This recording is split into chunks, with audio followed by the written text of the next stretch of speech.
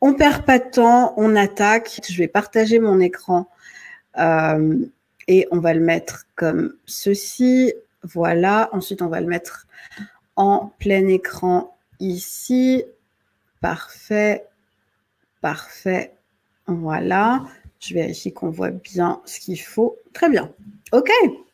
So we're good. Mic gone. Donc, la partie 2 du TOEIC, c'est la partie question response. Donc, si tu n'as jamais passé le TOEIC, je vais te rappeler ce que c'est que la partie 2. Donc, tu as 25 échanges courts entre deux personnes et ça commence bien. Court, bien sûr, c'est avec un T. Hein. Bon, je ne peux pas le rajouter maintenant, je le rajouterai après. Donc, 25 échanges courts entre deux personnes, ça dure à peu près 8 minutes. Donc, pour chaque échange court entre deux personnes, tu as 3 propositions de réponse. Il n'y a pas de support écrit, donc tu vas entendre l'énoncé, tu vas entendre les propositions de réponse, mais rien n'est écrit. Donc, ça veut dire qu'il faut vraiment écouter. Il y a une courte pause entre les deux échanges, mais par contre, tu ne peux pas arrêter l'enregistrement et tu n'entends les énoncés et les propositions de réponse qu'une seule fois. Donc, il faut être concentré. Tu es encore au début du test, donc ça va à peu près, mais quand même. OK.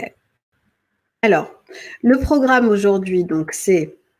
en fait, on va parler des types de questions, des types d'énoncés que tu vas avoir dans la partie 2. Donc, il y a 7 types d'énoncés possibles dans la partie 2.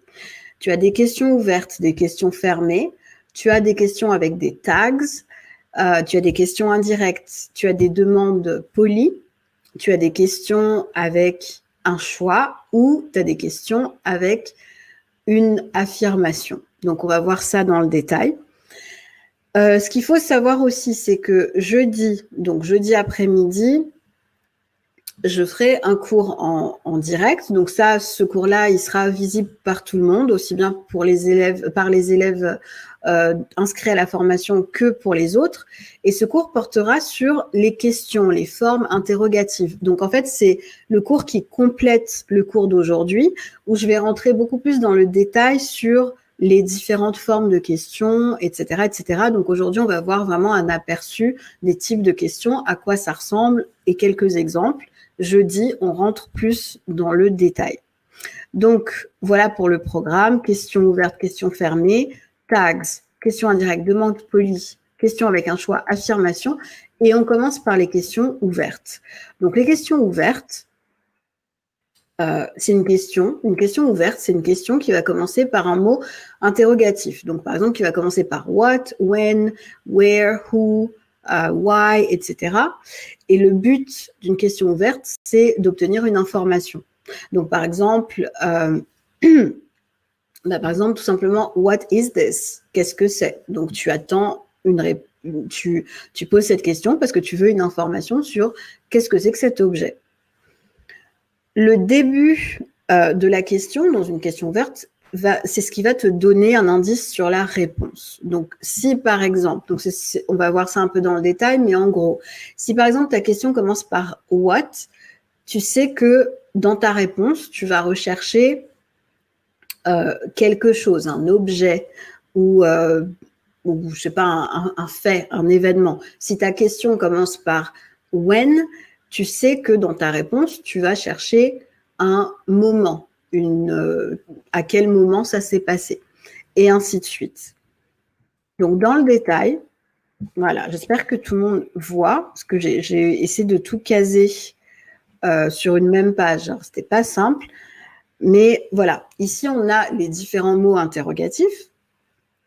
Donc, on a what, when, where, which, who, whose, why, what time, et what, nanana, like. Donc, dans le détail, quand on te pose une question avec what, on cherche une information sur une chose, par exemple, what is this, ou sur une idée.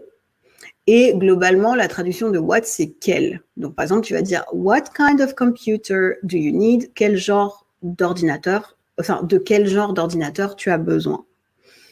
Quand on te pose une question avec when, tu cherches le moment où ça s'est passé, tu cherches quand ça s'est passé.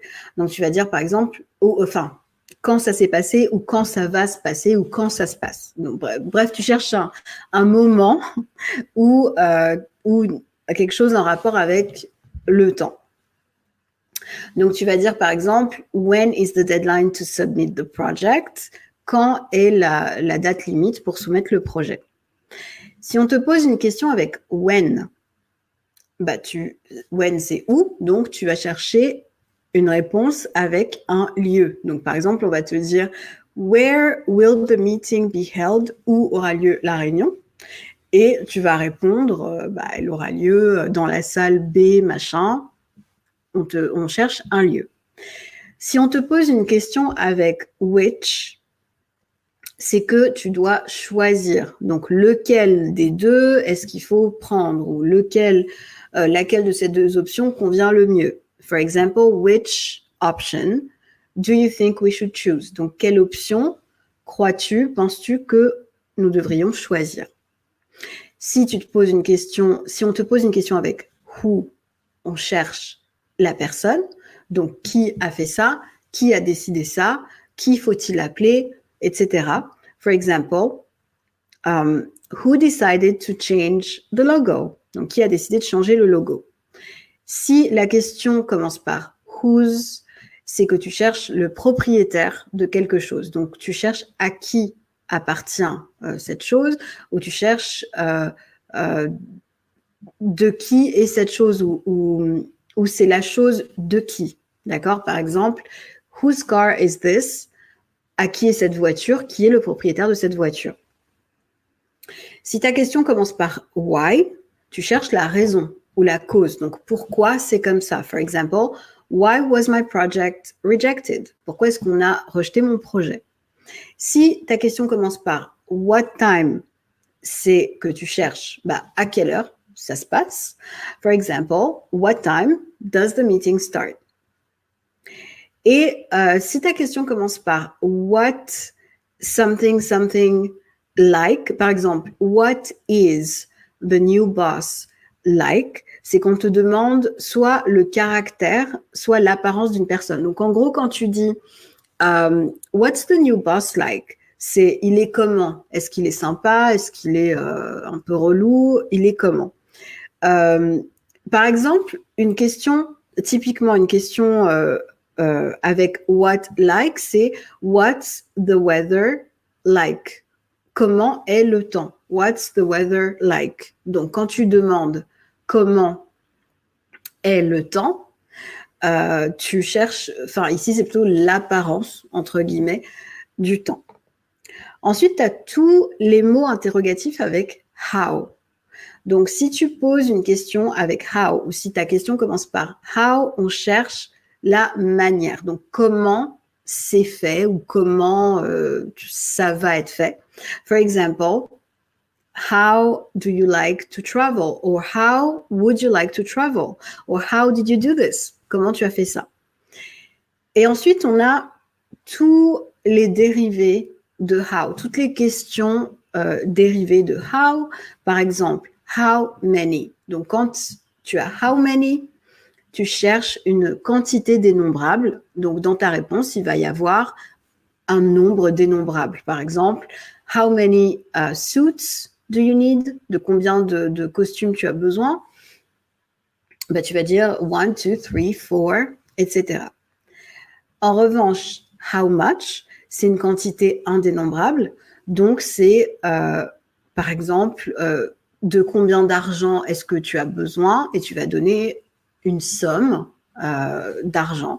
Ou, je sais pas moi, de combien d'eau de quelle quantité d'eau as-tu besoin? Donc, tu vas dire, j'ai besoin de 5 litres d'eau. Mais l'argent, l'eau, ce sont des choses indénombrables. Tu ne peux pas compter l'eau, tu ne peux pas compter l'argent. OK? Si par exemple, tu voulais dire de combien de litres d'eau tu as besoin, là, tu vas utiliser how many. How many liters of water do you need? Mais si tu veux simplement dire de combien d'eau est-ce que tu as besoin, tu vas dire how much water do you need?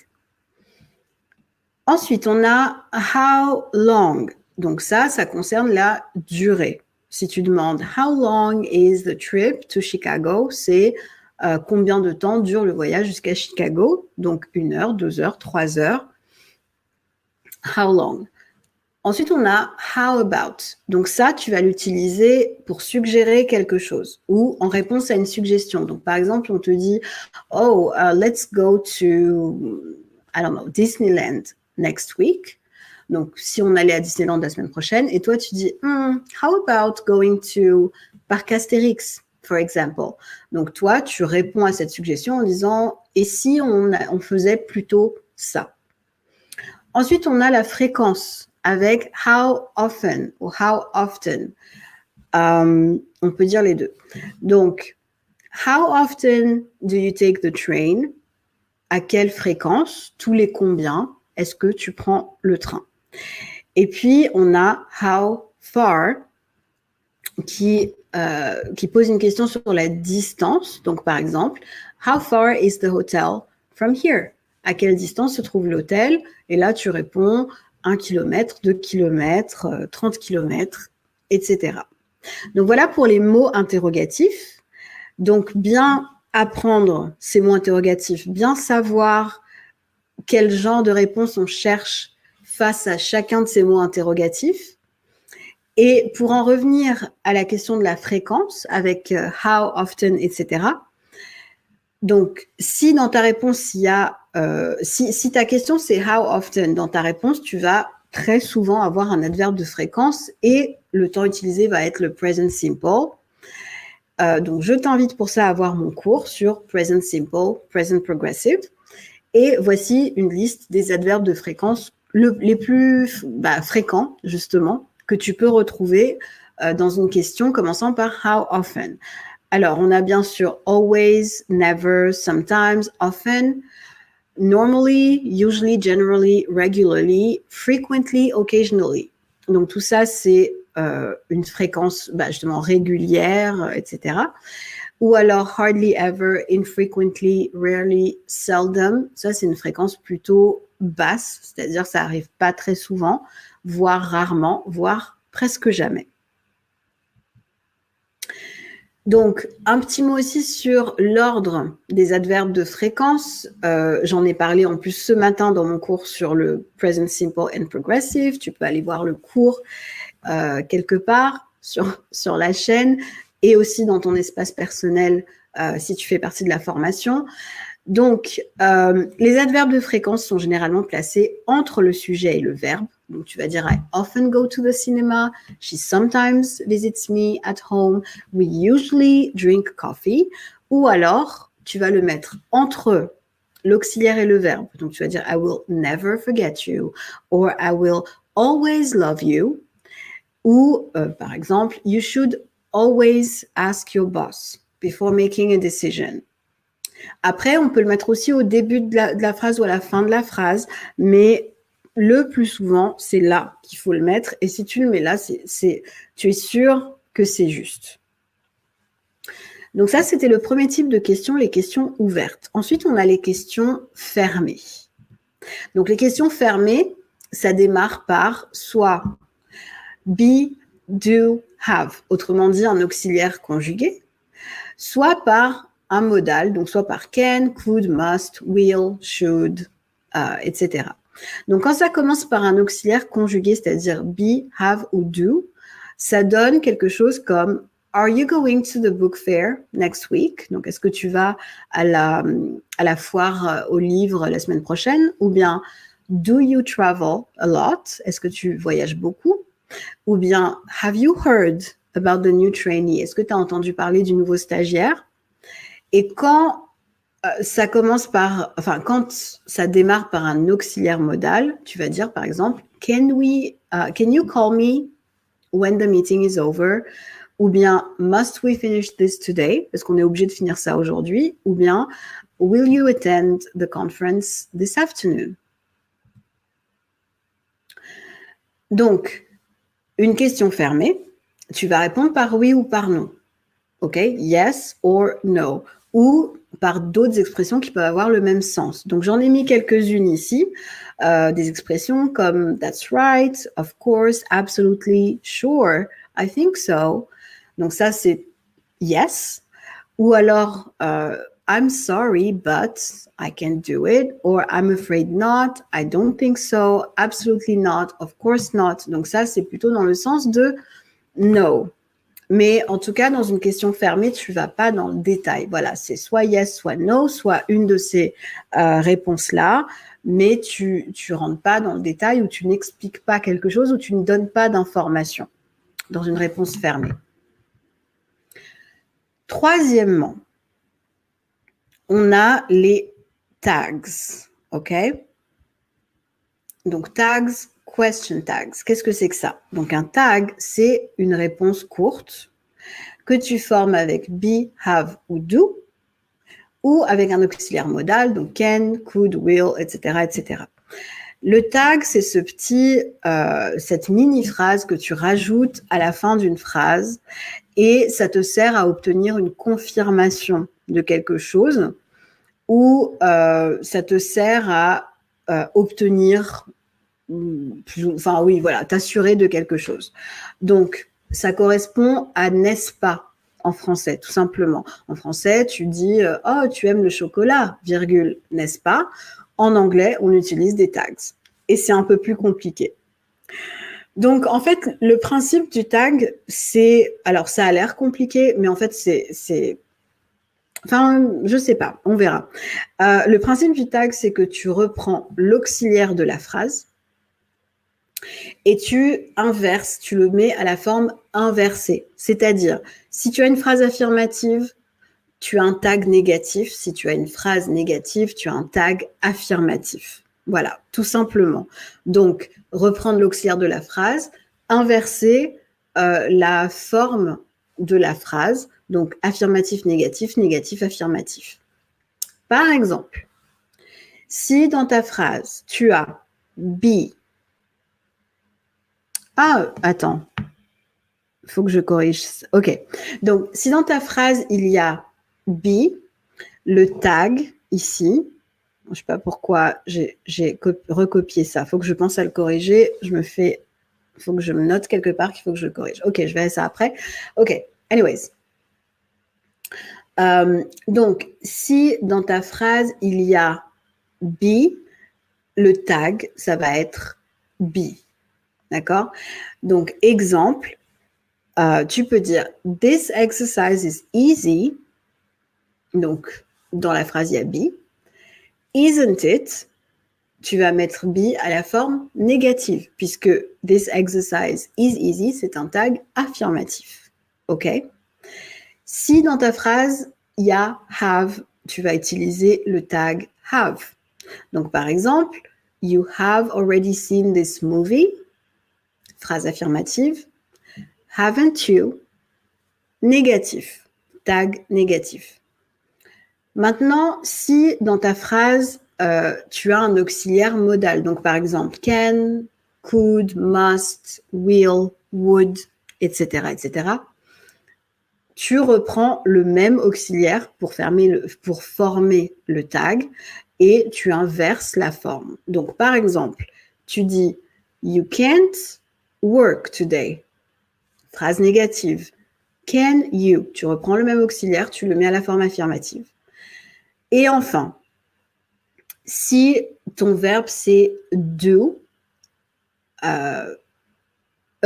si dans la phrase, si dans ta phrase il y a n'importe quel verbe, like, play, watch, peu importe, dans le tag tu vas mettre do, ok? Donc par exemple, you speak Chinese, c'est une phrase affirmative. Tu sais que dans une phrase affirmative au présent, il n'y a pas d'auxiliaire, mais que l'auxiliaire du présent c'est do. OK? Donc, you speak Chinese, don't you, tu reprends l'auxiliaire do et tu le mets à la forme négative. Voilà. Donc, sur le principe, c'est ça. Sur le principe, c'est finalement pas très compliqué. Après, c'est dans la pratique où on peut s'en mêler les pinceaux. Mais là aussi, comme je le dis à chaque fois, quand tu apprends une notion de grammaire, il faut apprendre la notion de grammaire, mais ensuite, il faut faire des exercices sur cette notion de grammaire et ensuite, il faut s'entraîner dans sa tête à faire des phrases avec cette notion de grammaire où, après avoir fait tes exercices, tu répètes les phrases dans ta tête ou tu essayes de transformer les phrases en utilisant d'autres, en changeant le sujet, en changeant le verbe, etc. Mais c'est très important de mettre en pratique ce que tu apprends, sinon tu oublies ce que tu apprends au bout de quelques heures ou de quelques jours. OK? Ensuite, donc on a vu question directe. Non, c'est pas ça. Je ne sais plus. On a vu, qu'est-ce qu'on a vu? Les questions ouvertes, les questions fermées, les tags. Et maintenant, on va voir les questions indirectes. OK? Donc, c'est quoi une question indirecte? C'est en fait une question qui est cachée dans une autre question. C'est-à-dire, tu as une première question. Par exemple, do you know? Ou bien, can you tell me? Ou bien, do you remember? Donc, c'est une vraie question avec les mots qui sont dans l'ordre d'une question, d'une phrase interrogative. Donc, si tu ne te souviens pas comment on fait une phrase interrogative, il y a un cours là-dessus sur la chaîne aussi. Donc, do you know? Can you tell me? Do you remember? Et ensuite, tu as une deuxième question qui est en fait une question indirecte qui, elle, va respecter l'ordre d'une phrase affirmative. Donc, il y a un mot interrogatif, par exemple, where, how, what, when. Mais ensuite, tu as une phrase à la forme affirmative. Donc, par exemple, do you know where the post office is? OK? Donc, au lieu de dire do you know where is the post office? Parce que normalement, si tu poses la question, tu vas dire where is the post office? Mais comme c'est une question indirecte, tu vas dire do you know where the post office is? Ou tu vas dire can you tell me how this machine works? Donc là, pareil, tu vas pas dire can you tell me how works this machine? C'est ce que tu dirais en français, mais en anglais, tu ne fais pas ça. Ou alors, tu vas dire do you remember what time the show starts? À quelle heure commence le spectacle? Donc ça, ce sont les questions indirectes.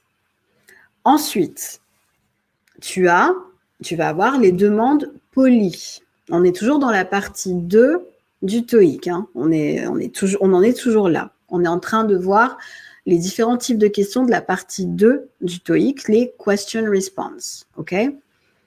Donc, les demandes polies, on va les former avec des auxiliaires modaux. Donc, can, could, would, shall, may. Et ça peut comprendre des propositions. Donc, shall we go together? Et si on y allait ensemble?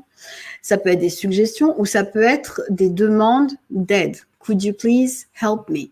OK?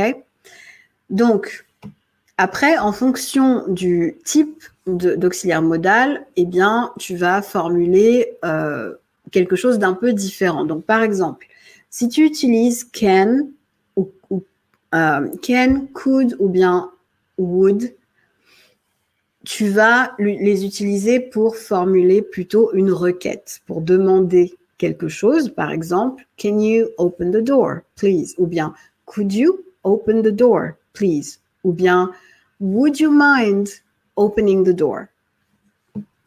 Si tu veux faire une suggestion ou si tu veux proposer quelque chose, tes services par exemple à quelqu'un, tu peux dire shall we make a new offer? Okay, shall we make them a new offer? Or shall we start the meeting now? Donc tu proposes, tu suggères. Et tu t'inclus dedans. Quand tu dis shall we ou shall I, ça te concerne toi ou tu t'inclus dedans, tu suggères et tu t'inclus dedans. tu vas utiliser would like pour proposer quelque chose. Par exemple, would you like to see a sample? Est-ce que vous voudriez voir un échantillon? Donc là, tu ne t'inclus pas forcément dedans. En fait, tu proposes quelque chose à une autre personne. Et tu vas utiliser may pour demander la permission. Par exemple, may I ask you a question? Ou bien may I sit down? Ou bien may I wait outside? Est-ce que je peux attendre dehors? Etc. Dans tous les cas, quand tu formules une demande polie, donc il va y avoir un auxiliaire modal devant. Voilà, ok? Ensuite, toujours dans la partie 2 du TOEIC, question response, tu peux avoir des questions avec un choix. Par exemple, on va te dire, est-ce que tu veux du riz ou des pâtes? D'accord? Donc, pour savoir si c'est une question avec un choix, il va y avoir or dans la question. C'est ça l'indice à repérer. Si dans la question, il dit or something, c'est qu'il va falloir choisir. Donc, par exemple, would you prefer rice or vegetables? Et ça peut être la réponse. Alors, c'est pas la question, c'est la réponse ici. Donc, la réponse peut être directe. Donc, par exemple, on te dit would you prefer rice or vegetables? Et tu dis I'd prefer rice. Thank you. Donc, tu réponds directement à la question. Ou alors, tu peux faire une réponse indirecte. Tu peux dire neither or both. Donc, ni l'un ni l'autre ou les deux. Alors, on va voir dans ce petit tableau, dans le détail, comment on utilise tous ces petits mots-là qui sont en fait des réponses indirectes à une question avec un choix. Donc, si ton choix est entre deux personnes ou entre deux choses, par exemple, do you prefer Mary or Sophie? Ou bien, would you like some rice or some vegetables or whatever? Donc, tu as le choix entre deux choses ou deux personnes. Tu peux répondre soit either, qui signifie les deux ou bien l'un ou l'autre. Par exemple, either is okay. OK? Donc, ça veut dire les deux me conviennent. Soit tu vas dire neither, qui veut dire aucun des deux. Donc, aucun des deux ne me convient. Neither is okay. I like neither. OK?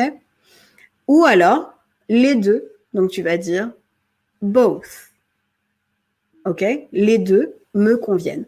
Donc, either, c'est l'un ou l'autre. C'est-à-dire, est-ce que tu veux du riz ou des pâtes? Oh, je peux prendre l'un ou l'autre, peu importe. Both, c'est les deux. Donc, je veux du riz et des pâtes. C'est ça la nuance.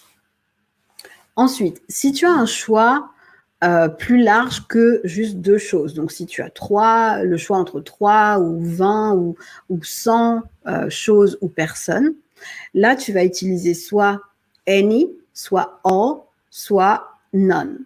Donc, tu vas dire, par exemple, any day of next week suits me. Donc, quand est-ce que tu veux faire la réunion? Oh, moi, n'importe quel jour me convient la semaine prochaine.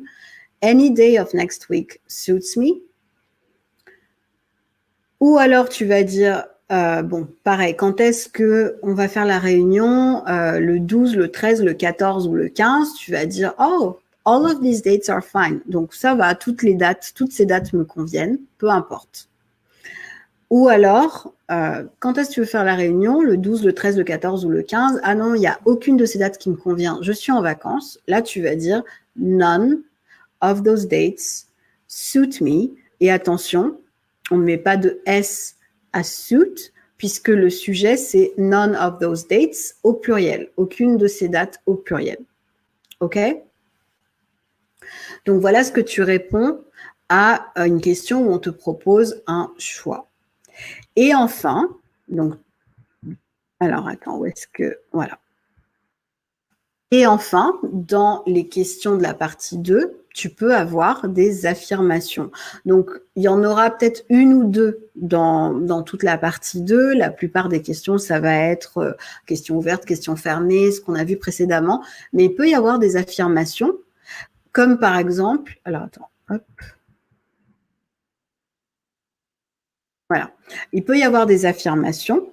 Par exemple, quelqu'un va dire « I'm so hungry ». Donc, c'est une affirmation. J'ai tellement faim. Et à ce moment-là, la réponse sera une question. Ah oui. Donc, si dans l'énoncé, la première personne affirme quelque chose comme I'm hungry or oh, this hotel is very big or something like that, très souvent, la réponse attendue sera une question qui va servir en fait à soit obtenir plus d'informations sur ce qu'a dit la personne, ou alors pour réagir à cette affirmation. Donc, par exemple, quelqu'un dit I'm so hungry, ok? Donc, quelqu'un te dit j'ai faim. Tu vas lui dire ah, est-ce que tu veux qu'on s'arrête déjeuner? So, shall we stop for lunch? Donc, c'est une question dont le but est de réagir à cette affirmation ou de demander à la personne ce qu'elle veut faire par rapport à cette affirmation. Ou par exemple, la personne te dit « I'm so hungry » et tu vas lui dire « Didn't you have breakfast this morning ?» Donc tu vas lui dire « Mais t'as pas déjeuné ce matin? Comment ça se fait ?» Ou alors tu vas lui dire « Would you like to stop? Would you like to eat something? Est-ce que tu veux manger quelque chose ?» Donc voilà, c'est une affirmation et tu vas y répondre par une question. Donc voilà, on a... Ah, attends, je ne sais pas pourquoi j'ai... Voilà, c'est là où je voulais... c'est ce que je voulais afficher. Donc voilà quels sont les 7 types de questions que tu peux avoir dans la partie 2 du TOEIC. Et jeudi, je reviendrai plus en détail sur les questions en général, donc questions ouvertes, fermées, directes, indirectes, les mots interrogatifs, toutes ces choses-là. Voilà, that's it for today. Have a good day, everyone. Bye.